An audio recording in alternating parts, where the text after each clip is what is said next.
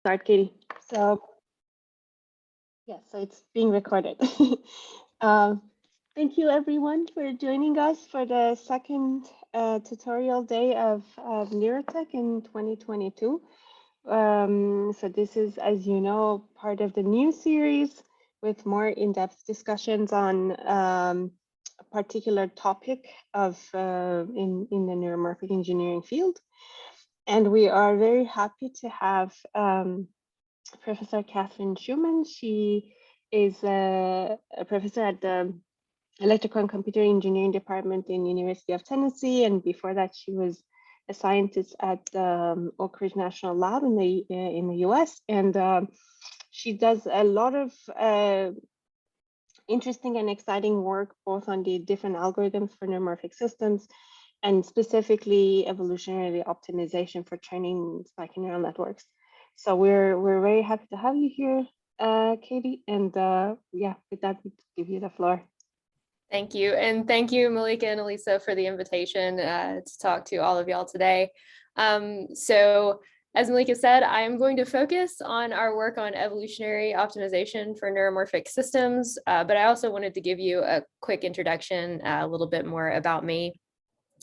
I just joined the University of Tennessee this semester at the beginning of January in the Department of Electrical Engineering and Computer Science, but I am an alumni, and while I was here, I started working on neuromorphic computing. That was my dissertation research. And then I went to Oak Ridge National Lab, which is a Department of Energy lab here in the US, where we're known in computing for large-scale compute systems like the Summit supercomputer you see on the slide here. So one of my areas of interest that I'm just going to touch on here is simulation of neuromorphic systems, especially at large scale, to be able to utilize systems like Summit and other supercomputers to better understand how new neuromorphic systems might behave in simulation.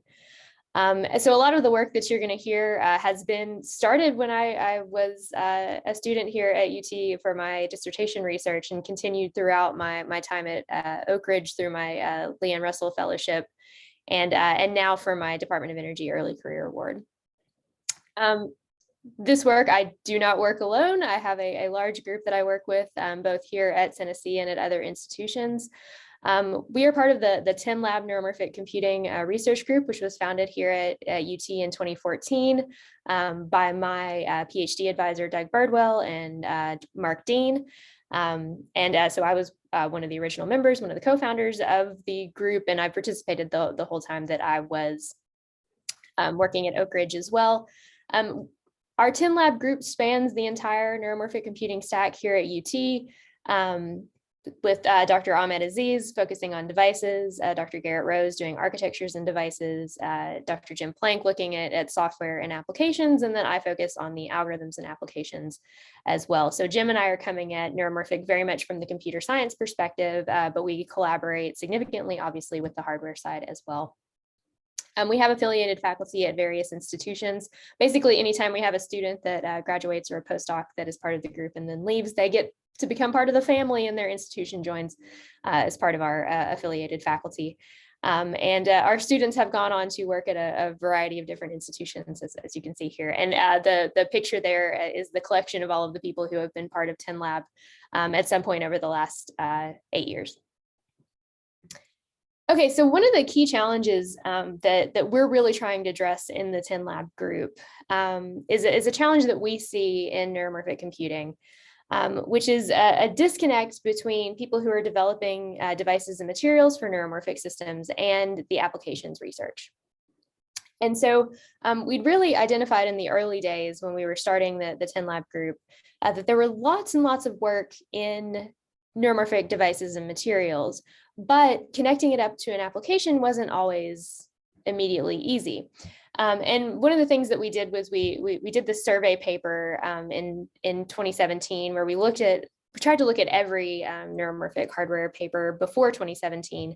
And one of the things that we looked at when we were examining all of those different publications in the literature is that of the hardware implementations that were proposed, only 27% of the papers actually connected to an application, even a simple application like demonstrating XOR or MNIST. 73% of them stopped at saying this behaves as a synapse there, or this behaves as a neuron, and didn't actually connect to a problem. And so for us, from the computer science perspective, it was really hard to understand what the advantages might be of different technologies on different application types without seeing it connected to an application. And so we really started this goal of trying to bridge the gap between the neuromorphic devices and materials researchers and the applications researchers, groups of people outside neuromorphic computing who know that their problem can benefit from some characteristic of neuromorphic systems, but they don't always know how to actually interact with neuromorphic systems. So we started building in 2015 the TENNLab neuromorphic software framework, where our goal is to bridge this gap so that we can enable cutting edge research for both hardware developers and applications developers, and everywhere in between. So how the software framework looks is we have a software core. This is led by Jim Plank, where we are defining common interfaces to neuromorphic processors. And we also have a wide variety of input and output coding mechanisms that we provide as part of our software core. So if you don't know how you want to convert data in your application into spikes for a neuromorphic system, we provide input interfaces where you can use different types of coding, from population coding to rate coding to temporal coding. It's built into the framework itself. And then we connect at the bottom to a variety of different neuromorphic hardware implementations, as well as different simulators that are commonly used in the community. And so I'll talk more about some of these hardware implementations later in the talk, the ones on the left side of the slide down here at the bottom.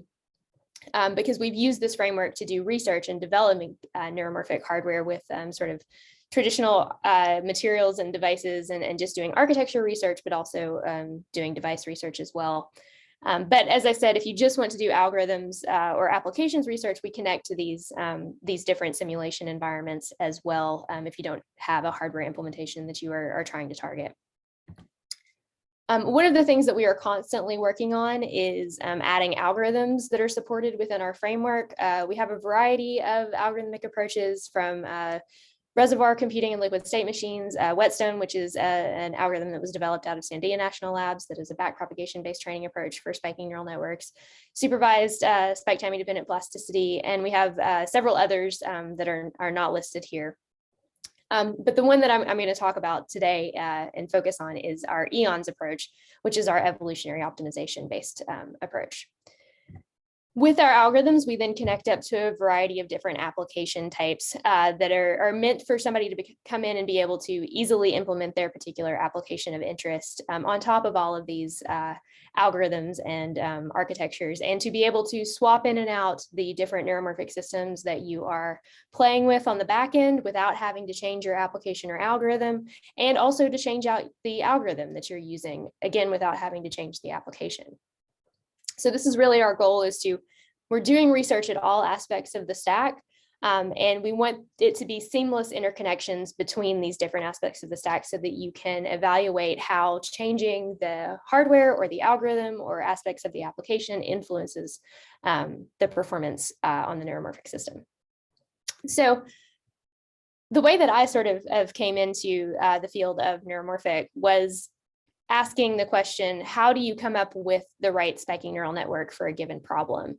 And of course, the natural question is, how do you decide what the weights of the synapses should be? And this is what, obviously, as you all know, what most of the algorithms are targeting is training the weights or having the weights learn in some way. But one of the big questions for me was, what should the network actually look like in terms of the topology? Like, how many neurons do you need? How many synapses? How should they be connected? Should they be connected in the same way that traditional artificial neural networks are? Should you have sort of maybe convolutional structures? Should you have recurrent connections? Where should the recurrent connections be? And so in what the right way to design a spiking neural network wasn't clear to me when I first entered the field. And then, of course, there are other synapse and neuron parameters besides just weights that can change the performance of a spiking neural network that maybe you also want to be deciding when you're trying to design a spiking neural network for a given problem. Well, of course, for neuromorphic implementations, that's not the only story. We're also trying to map the spiking neural network for a given problem also onto a hardware implementation. And of course, different neuromorphic implementations have different neuron models, different synapse models, different levels of connectivity, and different devices and materials, which can radically change how the networks would actually function. And so this complicates things further because we would actually want to have something that could train not just for one neuromorphic implementation, but could work for lots of different neuromorphic implementations. So not only do we have to come up with the right spiking neural network for the problem, we also have to take into account what the hardware constraints are at the architecture level, at the device level, at the materials level. So this motivated me during my dissertation research to develop this approach called EONS, Evolutionary Optimization for Neuromorphic Systems, which is based on an evolutionary or genetic algorithm approach to designing spiking neural networks. And the way that it works is we start with a particular problem that we want to solve. Maybe it's a classification problem, maybe it's a control problem, maybe it's an anomaly detection problem, whatever it is. We have a problem that we want to solve, and then we have a hardware implementation that we want to map to. And so we assume at the beginning that we know absolutely nothing about what the network should look like to solve the problem. If you happen to know something, you can inject that knowledge into what you start with, but maybe you know nothing. And that is often the case for us starting out with new types of problems. And so what EONS does is it starts with a random collection of spiking neural networks that have different numbers of neurons and synapses, different parameter values across the entire network.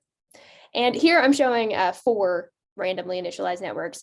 This forms our initial population. Normally our populations have 100 to 1,000 individuals. Sort of if you're running on your laptop, we typically use about 100 individuals in the population.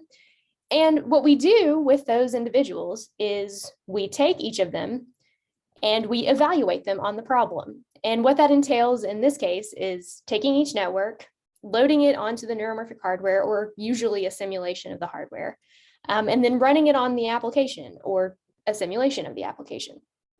And we just run it to see how it performs. And we get a score for how well it performs. And we use those scores to rank the networks in our population from best to worst. Now, at the beginning, when they're randomly initialized, they're all terrible, but some are less terrible than others. So we can establish this ranking. And with that ranking, we then perform selection operations. We use tournament selection from the genetic algorithm literature to preferentially select the better performing networks to serve as parents while still maintaining some diversity in the population. From there, we do reproduction operations on those networks to produce children. And the reproduction operations include crossover or recombination, where we take 2 parents and we produce 2 children that inherit characteristics from both of their parents. But it also includes mutations, where new randomness is injected into the child, whether that be the addition or deletion of structure or randomly changing parameter values throughout the network. And so once we have our children, we repeat this process. Now, if you know anything about genetic or evolutionary algorithms, the joke that typically goes along with these is that they're the second best way to solve any problem. It's not always going to be the absolute best approach, and they can be slow to optimize. There's a reason that the acronym is EONS here, but it's not quite as bad as you might think. And there's a lot of attractive reasons to use evolution for neuromorphic systems in particular. And so I'm going to try to convince you of that fact over the next little bit of time by walking you through some of our research of why we're using evolutionary optimization for neuromorphic and what it's been able to give us and tell us about using neuromorphic systems and allowed us to study about neuromorphic systems. So we'll start with the first characteristics, which is it's applicable to a wide variety of tasks. So all we need for an evolutionary optimization approach is a way to evaluate a network and get a score to compare 2 networks against each other and say one is better than another. What this means is we can easily change from application type to application type without changing the underlying algorithm. So we can go from a classification task where we're using accuracy as our score to a control task or a reinforcement learning style task where we're using something like reward for our score, to an anomaly detection task where we're using something about recall and precision in our score. We just need some way to assign a score. It doesn't have to have any sort of differentiability characteristics or anything that might be required for other algorithms. And so I'm going to give you some examples. Unfortunately, I think this is the most fun part of my talk, and I'm doing it right here in the middle, but hopefully this will catch your attention. So one of the tasks that we've applied EONs to is a task looking at high energy physics data from the MINERVA detector at Fermi National Accelerator Lab. So Fermilab is another Department of Energy lab here in the US. They work a lot with CERN, and they do a lot of similar research. And this particular data set that we were dealing with was from this neutrino detector. And the data itself is very temporal in nature. So the detector that you see on the slide here, it's about the size of a school bus. There's a little cartoon person for scale. And the neutrino beam comes in at the front on those green plates, and then it goes through the detector. And then each of those sort of boxes across the top of the detector are different pixels in the environment. And each of the pixels will essentially have an event occur when the energy level goes over a certain threshold. And so it is very much event-based data, which makes it easy to map into a spiking neural network type approach. So the Fermilab researchers actually had simulated data for this task as well as real data. But with the simulated data, they had ground truth from their simulation. And so the first task that they wanted to try to address with this data is to do a classification task where you would read in the event data and produce an output that told you the location along the detector where a neutrino nucleus interaction originated based on how the energy levels were changing when the neutrino beam went through the detector. So they came to us at Oak Ridge National Lab. They actually came to the deep learning team at Oak Ridge to be able to use, again, an evolutionary algorithm for neural architecture search for a deep learning approach, because they had a postdoc working on this project trying to come up with a deep learning approach to solve the problem. So our deep learning team at Oak Ridge took a traditional deep learning approach using an evolutionary algorithm-based neural architecture search to design a convolutional neural network. And they took the data and they basically flattened out the time component, represented it as images.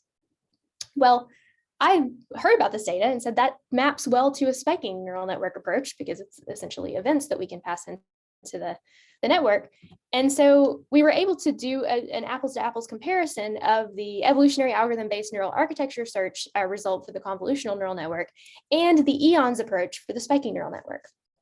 And you can see that the results that we got here, the accuracies are essentially the same between the two network structures.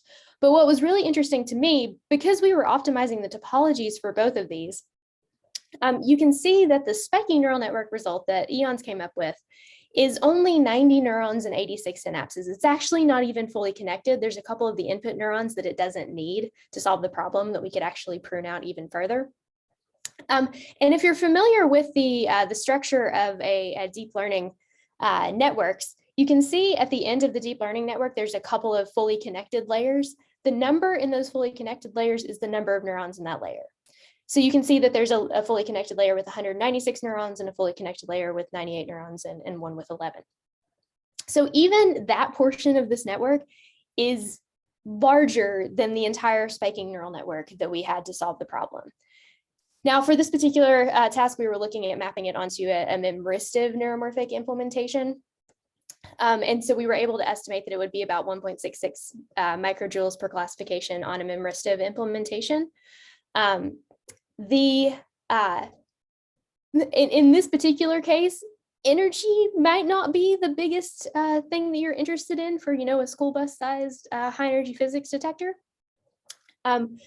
You might be more interested, for example, in speed, but having a very small network could lend itself to a very fast neuromorphic implementation as well. I'm going to answer the questions from the chat. I can answer this one right now. Why do we use tournament selection as opposed to other selection methods? Tournament selection has been shown to perform very well on a variety of different genetic algorithm and evolutionary algorithm literature. It's the one that is our default option, but EONS actually supports other selection approaches as well, fitness proportionate selection or roulette wheel selection, and truncation selection also. We're actually going to be having a student evaluate how those different selection algorithms impact performance, and if there's another one that does perform better more generally for us over the summer. So I will get back to you to see if maybe we switch from tournament selection, but currently tournament selection is what we use. So this is one example of an application that we've applied to, but I told you that we use evolutionary optimization so that we can easily pivot between applications. So we work with a lot of undergraduate students here at UT in our TENNLab group, and the first thing that every one of the students is required to do in our lab is develop an application for a neuromorphic system to try to solve. And so this is a video of a collection of some of those applications that the students have implemented. Every single one of these, the agent that's controlling in the environment has been trained using EONS and with the application itself, and all of the training was done by a student, and they're all running on our neuromorphic implementations that we developed here at Tennessee. My favorite one in this case is the Bowman application, which is the bow and arrow with the birds flying around. Let's see if I can get my mouse on this one here. Hopefully you can see my mouse. So in this case, the student actually developed an objective function. The score for how the neuromorphic system was playing this game was to try to minimize the number of arrows required to shoot as many birds as possible. And so it will actually, the agent evolved to wait for them to line up before it would shoot. And so that's another feature of the evolution approach, is that you can encode in different characteristics that you want to evolve towards in your objective function, and see if you can actually get the desired behavior that you would want. So another application that we have applied our entire TENNLab workflow to and used EONS to evolve networks for is a task where we trained a spiking neural network to deploy to a neuromorphic system to control the amount of fuel that's injected into an internal combustion engine at each cycle of the engine. And so in this case, we worked with transportation researchers at Oak Ridge National Labs National Transportation Research Center.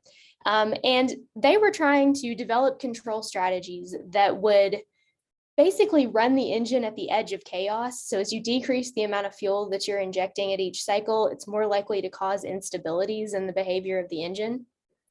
And so they wanted to develop a control strategy that would tweak the fuel amounts at each cycle so that you could keep it as low as possible, but also keep the engine running as normally as possible.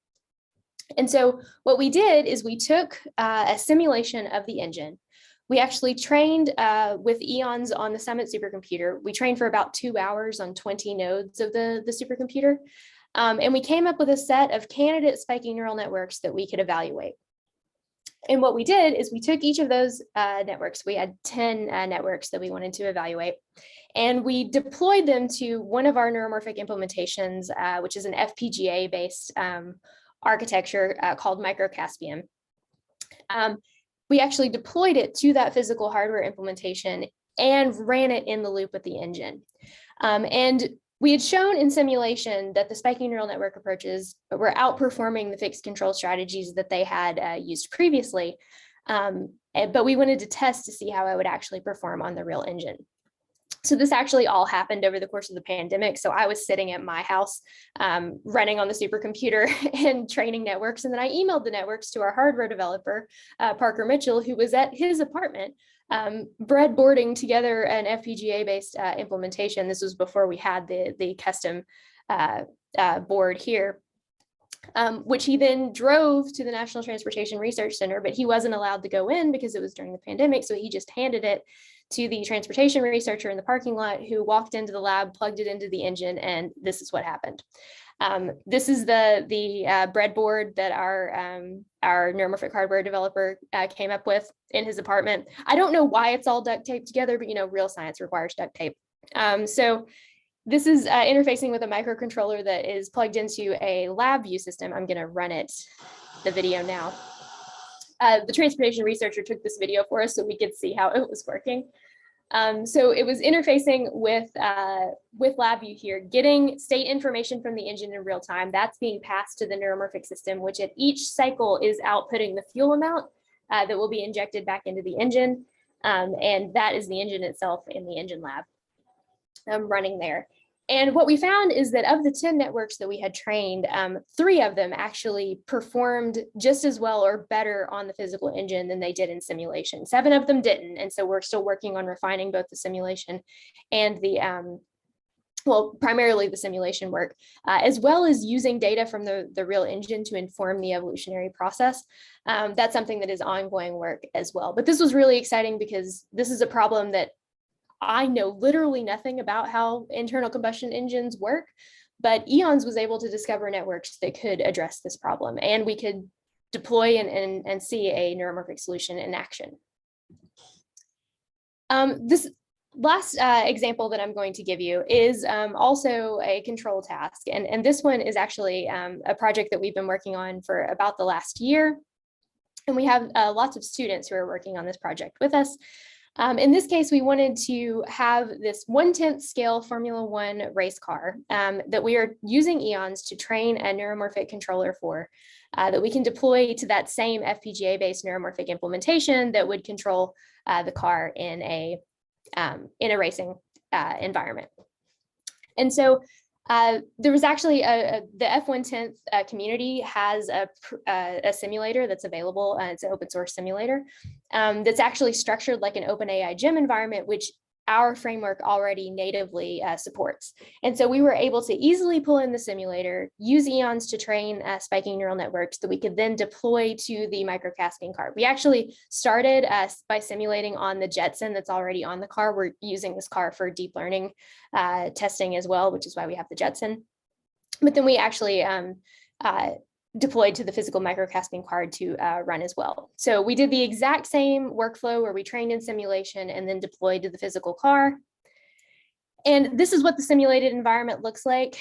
It trains with the layouts of real Formula One tracks. This is another one where I know absolutely nothing about Formula One racing.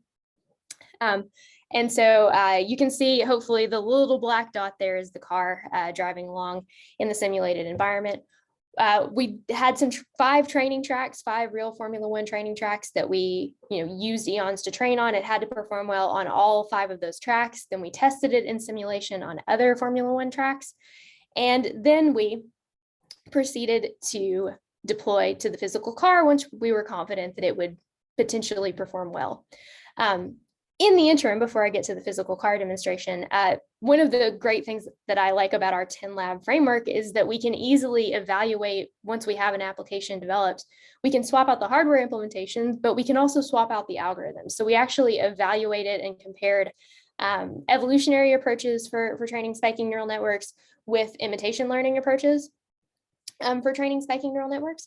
And you can see the EONS result here. It did give us the best performing in terms of the accuracy on the task, how many laps it was able to complete without crashing. But the networks were also radically smaller than the other networks. You can see the number of neurons and synapses again in the table here. I see a question from the chat. Does EONS try to keep the network size as small as possible? It starts from a very small initial network in our initial population, and then it builds up structure incrementally. So the networks tend to be smaller. I'm actually going to talk more about network size shortly. But yes, as you can see from these results, the networks tend to be very, very small. So we evaluated on the physical car. So sometimes being a researcher in a pandemic means that you have to build a neuromorphic racetrack in your basement. So this first video is the very first time we tested the networks on the car, building a sort of hastily thrown together racetrack in my basement at my house. And you can see our first objective for the car was just be able to navigate unfamiliar tracks without crashing. And so this first test was successful, as you can see here. And then we have moved on to try to have faster networks. This is not actually the fastest network. It's one of our better videos though. the fastest network that we have running on the car right now, the car can get up to about 7 miles an hour. My goal by the end of 2022 is to get the car up to 15 miles an hour. This particular platform can run up to 40 miles an hour. Not sure that we're going to get to 40 miles an hour, but I would like to get up to 15 miles an hour by the end of this year. So I have several students, including a couple of fantastic high school students who are working on this project, and having the ability to even have high school students do neuromorphic research. They're actually co-authors on some of our papers with us. Is one of my favorite things about what we're doing is we're trying to make it as accessible as possible. The car here is using LiDAR, just the LiDAR sensor on top that's spinning. Okay, so that was all about different application types that we've applied EONs to, and EONs doesn't change itself when you're switching between them. All you're changing is the fitness function for the spiking neural network. So I think one of the questions was also what makes EONs different from traditional genetic algorithms.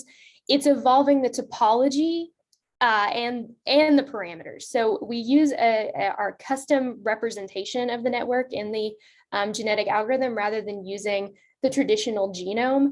Our representation is actually the network itself, so it's manipulating the graph. This is also a little bit different from other neuroevolution approaches that are also doing topology changes. We are directly manipulating the graph structure. And so what that ends up with is that we have networks that are weird. They look very strange. We don't have any restrictions on what the networks should look like unless there are restrictions in the hardware. So these are a couple of networks that have been evolved for different simple classification tasks. They're extremely small. The pink neurons here are the inputs, the blue are the outputs, and the green are the hidden. So we typically have relatively few hidden neurons, and EONs evolves to use the inputs and the outputs for computation as well. So we have a lot of recurrent connections between different networks. So the network that I'm showing over here, this one has been pruned, so every neuron in this network is being used. But what I wanted to show you with this one over here is that EONs will evolve to figure out which inputs it actually needs to solve the problem. So a lot of this network can actually be pruned out, and it turns out that we don't need all of the data that we were inputting into the network to solve the problem. We can prune all of that out to get a much simpler network. This can also tell us something about our problem, about what we actually need to solve the problem. And it would do the same thing for outputs. Typically, we need all of the outputs that we are providing to the problem, but we don't always need all of the input data. This is another example of one of our control tasks. The network structure is shown on the left over here. In this case, this is the network that's controlling the agent in this modified version of asteroids. And the input values are actually the ones that are shown in this ring around the outside. The outputs are here in the middle. And then in this case, there were only 10 hidden neurons that were relatively sparsely connected, but there's a lot of connections between the input neurons as well as between the output neurons, and from the outputs back to the inputs as well. And this was actually another one of the TENNLab data networks. You can see this is an animation of the network, really trying to illustrate how spiking neural networks work, but it also shows you how the connectivity of the network is sort of all over the place. We don't have a traditional layered structure with recurrent connections in particular directions. It can connect however it needs to solve the problem, as long as that will work on the hardware implementation that we're mapping to. So obviously with Neuromorphic, we want to be able to apply EONs to a variety of different architectures and devices. And one of the key things that we use EONs for is actually to help us understand how the hardware should be designed to target different applications. So we do a lot of top-down co-design, application and algorithm-driven co-design to help us understand how to build different hardware implementations. And so I have a couple of highlights from our co-design research. This first one is a memristive mixed analog digital neuromorphic system that's developed by Garrett Rose here at the University of Tennessee. This is our Mr. Dana system that I mentioned earlier with the TENNLab implementation. We work a lot with Garrett's group on using eons to understand what the effect of different plasticity mechanisms are on the hardware performance, how the neuron and synapse models should be implemented, and what the connectivity requirements actually are for given problems that they need to realize in the chips that they are fabricating. And we're also starting to explore different memristor types. So we started with hafnium oxide memristors. Our fabrication partners at SUNY Polytech also support now tantalum oxide memristors. So we want to understand what the trade-offs are between using those two different memristor types at the application and algorithm level. So we can explore that with the EONS algorithm also. I'm going to touch more on this in a bit, but we've also used EONS with biomimetic synapses, which are made of alamethicin doped biomembranes. In this case, we were using EONS to understand how to leverage the inherent plasticity characteristics of these systems and how to design the corresponding neuron model that we used. We also worked with researchers at NIST, the National Institute for Standards and Technology, here in the US to develop single flux quantum-based neuromorphic systems. So they actually came to us to help perform co-design with their hardware because they wanted to understand how to build the smallest networks as possible with their particular hardware implementations, which were magnetic Josephson junction-based synapses and superconducting optoelectronic-based neurons. And they actually worked with us in understanding in simulation what the effects of changing different neuron and synapse parameters were on the performance of their system so that they could actually fabricate small scale networks that could solve real world problems. So another key characteristic for evolutionary optimization for neuromorphic is that it will operate within the characteristics of and the constraints of a particular architecture or device. So we have studied how EONS performs in the face of limited precision values, because often the emerging devices that we're working with support relatively low precision synaptic weights. And we were able to show that it performed well under extreme hardware constraints with limited weight precision, limited delay values, and structural constraints. One of the, this is by far the weirdest neuromorphic implementation I've ever worked with. And this was that biomimetic synapse. And so the synaptic device here was actually 2 water droplets encased in lipids that are pushed together to form a membrane that allows for when you stimulate one side of the, I call them 2 bubbles. When you stimulate, you apply voltage to one side, it opens alamethicin channels in the membrane, and it starts to act like a biological synapse. So one of the cool things about these devices, they are you cannot encode memory on these devices, but they do have short-term plasticity characteristics in the way that they operate. In particular, they exhibit pulse-paired facilitation and pulse-paired depression. And they're easy to fabricate. Now, when I say easy to fabricate, you probably have a different definition in your mind than what I have. What we meant by easy to fabricate here is that a postdoc could pipette these onto a system, and we could relatively easily evaluate to see how well they would perform. And so this was a very, very sort of research-driven, can this even work as a synapse?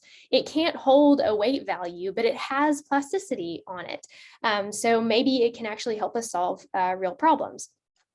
So that was the question, is can you actually even do anything with this device? And so we used EONS we took characterizations of the device, built analytical models, implemented a software simulation of what a network would look like with these synapses. And then we used EONS to come up with a network where the synaptic devices would be these 2 little bubbles squished together with the membrane between them.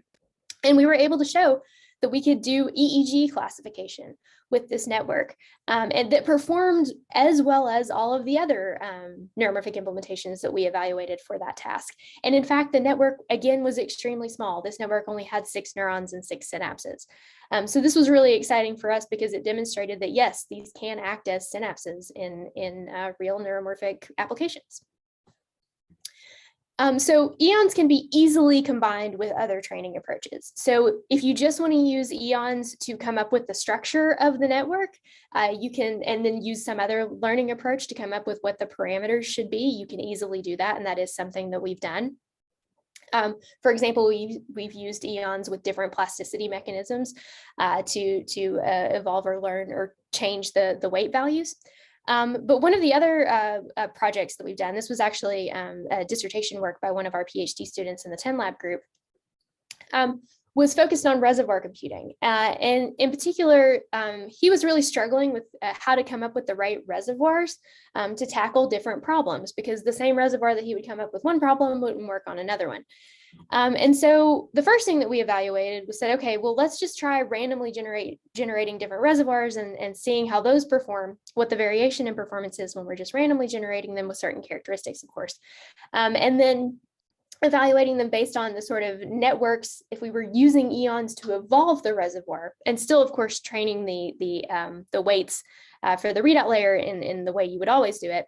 But we were able to show that you could use eons to consistently evolve better performing reservoirs than if you were just randomly generating them. The student also evaluated how well eons performed against grid searches on discovering different types of reservoirs for different problems. But the interesting thing here is no matter how the starting accuracy was for the reservoir, eons could get it to a better performing reservoir over time. And so this is one way that we can stack eons with another sort of learning approach or training approach for spiking neural networks. We also stack eons frequently with Bayesian optimization. So this was actually work by my postdoc, Mariam Parsa at Oak Ridge, who then is now a professor at George Mason University, where we are continuing this work together. In this case, we used Bayesian optimization to optimize the hyperparameters of eons, as well as hyperparameters of hardware design and input encoding in this case. And we're able to use the Bayesian optimization with eons to use relatively few observations to come up with good tuning parameters. One of the things we also saw is that the eons parameters tended to not have as big of an effect on performance as the parameters of, for example, input encoding or hardware. Even the worst performing eons parameters still gave you pretty good performance, which is what this chart is showing with the sensitivity analysis of different hyperparameters. We've done multi-objective Bayesian hyperparameter optimization with eons, where we're tuning the eons parameters, the hardware parameters, and the encoding parameters to optimize for better accuracy, better energy efficiency, and smaller networks as well. So again, it stacks very nicely on top of or inside other optimization or training and learning approaches, so it can be combined in a variety of different ways. We can perform multi-objective optimization, however, just natively with eons. So I think this might address some of the questions in the chat. You can easily extend eons to include additional objectives beyond training accuracy. Now, in all of the results that I've shown you previously, we did not include objectives to explicitly minimize the network size. Eons tends to produce small networks, even if you have not included it as an objective. But it turns out that if you do include size as an objective, eons will drive the network size down. So this was a result from a paper from NICE a couple of years ago, where we showed that by adding the additional objective of minimizing network size, we would have relatively little impact on the accuracy, but we could significantly shrink the number of neurons and synapses that were required to achieve that accuracy. And so you can even squish the network sizes down further if you were able to have the right connectivity, the right parameter selection to enable that. Some of the work that one of our graduate students did a couple of years ago was also adding an objective for resiliency into the eons objective function. And so in this case, we were looking at a particular type of noise in the network where the weight values were perturbed a little bit on the synapses. We've also looked at resiliency in the form of full synaptic failure, where the synaptic device just stops working altogether. And basically what we do is we change the fitness function so we include the performance of the network in the face of these errors or faults as part of the objective that we want to try to optimize. And so by including that as an objective, we were able to significantly improve the resiliency performance of the networks while not affecting the original performance on the task. as well. So being able to change what the objectives are and the types of networks that you are evolving, whether that be trying to optimize for energy efficiency, for resiliency, for network size. These are all things that we've done, but we've also done things where we have multiple objectives in the applications that we're trying to solve, where you want a network, for example, in the Bowman task, where you are shooting as many birds as possible, but you're also doing so with as few arrows as possible. That's also an example of a multi-objective optimization. And finally, I mentioned that one of the downfalls of evolutionary approaches is that they can be slow to converge, but they are parallelizable and they're scalable. So if you have more compute resources, then you can utilize them to get to better results faster. And so we have an island model where we basically run lots of eons processes in parallel, but instead of just looking at whatever the best solutions that come out of each of those solutions individually, this island model actually shares information between the eons processes through migration. So we allow for a network from one eons process and population to migrate to another one. And by sharing this information, we've shown that you can significantly improve the performance, get to better solutions faster on the same number of compute resources, as long as you have the right hyperparameters for your island model. And so this is also the sort of work that we're doing where we're trying to most efficiently use the compute resources that we have available to us. One thing that I didn't mention as an advantage of evolutionary approaches is that we are often dealing with simulations of neuromorphic hardware, but you can run eons with hardware in the loop so that you're training directly on the hardware itself. And that is something that we've done as well on our FPGA-based neuromorphic implementations, where we load and evaluate different networks, see how they're performing with the hardware itself in the loop. And if you happen to have a relatively large hardware implementations, you can run many of the networks in parallel and evaluate them simultaneously on the hardware as well. So some of the ongoing efforts that our group is working on, we are currently looking at evolving the plasticity rules for online on-chip learning. We are looking at indirect developmental encodings for scalable evolution to scale up to much larger networks if the task requires that. We are looking at cooperative coevolution for multi-agent systems, so evolving not just a single network in isolation, but multiple networks that can work together for a particular task. We are always working on application hardware co-design, especially for emerging devices in neuromorphic computing. And we are actually taking eons and moving beyond neuromorphic implementations also. We're using eons for just circuit development with emerging devices. So we have a project with Sandia National Labs where we're looking at probabilistic devices and how we can build probabilistic circuits, but we're evolving the circuits with eons. And we are also looking at the impact of encoding and decoding approaches on performance as well. So to summarize, evolutionary optimization can help us to study neuromorphic systems in a variety of ways. We can evaluate and deploy on a variety of applications. We can do hardware application co-design, and we can meet devices where they are, however they function.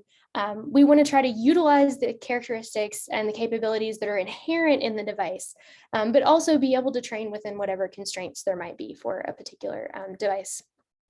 We want to improve the resiliency of neuromorphic systems with evolutionary optimization. And we're hoping that by doing this, by evolving network structures that maybe a human may not have come up with to solve different problems, we can understand ways to design networks for the future and maybe get a better handle on what the computational power of spiking neural networks is practically on real world problems. So I think evolutionary optimization can play a great role, especially now as we're exploring the possibilities of new algorithmic approaches. I don't think that evolution is going to be the best way to train every aspect of networks in the future, but I do expect that they'll continue to play a role specifically in the discovery of topologies for future algorithmic approaches for spiking neural networks. Just as evolution played a role in developing what the structures of our brains look like, I think evolutionary optimization will play a role in discovering what the structures of spiking neural networks for neuromorphic deployment should look like. So I wanted to highlight our group loves to collaborate. We collaborate with a variety of different researchers. We love to collaborate with hardware developers in understanding co-design for different devices, architectures, and materials. We love to work with other algorithm developers in hierarchically combining eons, but also plugging into our broader TENNLab framework. And we absolutely love working with application developers, people who want to use neuromorphic systems for their application, but don't know how to get started. We are always looking for people to collaborate with. So please, if you're interested in having a conversation about collaboration, please feel free to reach out to me. I'm also going to do a couple of shameless plugs. We are currently actively recruiting for master's and PhD students across our TENNLab research group. I have all of the key faculty on the slide here. And we're also currently recruiting postdocs in software algorithms and application development in our group as well. And so with that, I'd like to thank our TENNLab Neuromorphic Research Group. This was actually the last time we all got to be together in person in 2019. We're hoping to have an in-person meeting this year, as well as the team at Oak Ridge National Lab, who contributed a lot to this work as well, and our funding agencies. And finally, one last shameless plug. Malika and I are the program co-chairs of ICONS, the International Conference on Neuromorphic Computing Systems. This is going to be a hybrid, fingers crossed. We're going to have an in-person component this year in July here in Knoxville, but we are also going to have an option for virtual attendance. The deadline for submission is April 15th, but we're going to extend it to April 30th. So if you would like to learn more, it's on, you can check out our website at icons.ornl.gov. So with that, thank you so much. And my contact information is here, and I'm happy to take some of the questions. I've taken some of them throughout, Malika, but. Thanks a lot, Katie, for this really excellent talk. Really enjoyed it. You covered a lot of stuff, and it was also extremely interactive, and I loved the videos. They were super nice. So there are a lot of questions for you, actually. I mean, I have a bunch, but I think I wouldn't even get through them. So I start with Robin Dietrich, I think. They're asking, I'm curious about the generalization capability of the trained SNNs for different data sets compared to DNNs. So did you perform any tests in that regard, or do you have any intuition? Did you encounter any other advantages or disadvantages of the trained SNNs compared to the ANNs? Yeah, so absolutely. So particularly, I've got a couple of examples. One of the applications I didn't talk about, but the Fermilab data, the simulated data set that they provided us actually had almost 1 million examples. And the deep learning approach trained on most of those. It was about 90%. And then they tested on about 100,000. We could not, with evolution, train on that many. So we actually, the results that we reported, those accuracy results are on the same 100,000 testing set that the deep learning approach used, but we only trained on 10,000 of the simulated instances because that's what was computationally feasible for us to do. So that's sort of an anecdotal. I suspect more broadly that we would require fewer training examples to get good generalization performance. Another example that we're working on is actually in a radiation detection space. Again, a similar thing where we have simulated data and they're taking a deep learning approach and an evolutionary based spiking neural network approach. Same thing, we're using about 1% of the data for training and then testing on the same testing set that the deep learning approach is testing on and getting comparable performance with theirs as well. Okay, so really cool. I think that's something, obviously that's something we suspected about spiking neural networks. We as a field have suspected it, but we are seeing it in action on some of these classification tasks. And is this only for eons, or do you think this is generally for spiking neural networks? I suspect it's generally for spiking neural networks if you have the right network structure. I don't think you can't use the same sort of structures that we use for deep learning networks and just push those into spiking and expect that it's going to miraculously be better. I think you have to be leveraging the inherent characteristics of the spiking neural network, which we may not exactly know how to do yet. But EONS is trying to figure it out, is trying to figure out how to leverage those underlying characteristics to try to address the problem. All right, great. Yeah, since I know you have to really go in 4 minutes, I jump to the next question. So Hans Christian is asking, genetic algorithms evolutionary optimization for neural network has been done for quite some time, but the understanding is that they don't scale well. What is the scaling in your approach? Or how Absolutely. big can you So the biggest networks that we've evolved with eons have about 10,000 neurons and about 50,000 synapses. But obviously the networks that we target tend to be much smaller, primarily because we actually wanted to deploy them to our hardware implementations that our experimental implementations can't realize networks of that size. But one of the things that we're working on, the ongoing efforts, is the indirect encoding representations. So with eons, we use a direct encoding right now where every element, every neuron, and every synapse, and every weight, and every parameter is directly represented in the genome. We are currently working with some genetic algorithms experts on indirect developmental encodings, where you evolve the rules for constructing larger networks instead of evolving the networks themselves. So we're hoping that that will allow us to scale to much, much larger, to the hundreds of thousands to millions of synaptic connections. Okay, great. And another question is here about how is the genome encoded and how do you cross over on a graph? Yeah, so crossover is the hardest part. Yeah, the genome is the graph representation. And we use a form that's basically a form of uniform crossover, where we know which neurons are the same. They have IDs, so we know which two neurons would be the same neurons in the two different networks. And then when we're constructing the children, we are randomly selecting from each parent which neurons we'll include. And if they both have the neurons, we'll include both of them. How the synapses are then connected depends on which neurons are inherited from each parent. So that is by far the most complicated. We describe it in more detail in some of our papers that I can point to. I skip over those details because it's a lot of details for the sort of high level talk. So, but I'm happy to send you more information on that if you would like to know more. Yeah, great. Sorry, Katie, before I go to the next question, if you have time, just for everybody to know, do you guys have this like the code available somewhere, maybe on a GitLab, or just for everyone? It's not open source, but we do share with collaborators. And we have a bunch of collaborators at different organizations. So this is why please reach out to us. Our code is under constant development, which is why we don't, it's very much research code because we're always adding new features, but please reach out if you would like to use and incorporate in. We'd love to talk to you about it. Okay, great. And I guess maybe one last question for you. I know you have to go, but Alan is asking, what is the best approach for the future, given the concluding remarks in which you state that the evolutionary paradigm is possibly the most significant nowadays?